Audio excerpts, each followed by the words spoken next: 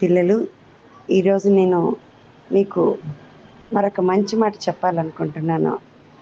మీరు కంటితో చూస్తున్న అన్నీ కూడా ఎన్నో విషయాలు మీ కళ్ళు పరుగులు తీస్తూ ఉంటాయి. కానీ గుండెకి నచ్చే విషయం గురించి మీరు వెతకాలి. నయనానందం క్షణికమే, హృదయానందమే శాశ్వతం.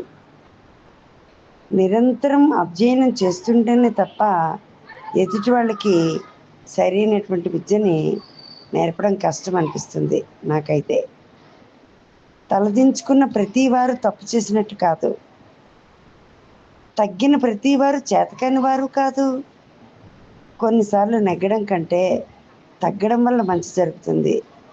ఆ నిజాన్ని మీరు తెలుసుకుంటే మీకు ఎప్పుడూ మంచి జరుగుతుంది. ఈ ప్రపంచం ఎప్పుడూ ఒకేలా ఉండదు నాన్న. ప్రపంచం ఎప్పుడు మనుషులు నిజ ప్రవర్తన అర్థమవుతున్న ప్రతిసారి మనకి కొత్తగా కనిపిస్తూ ఉంటుంది.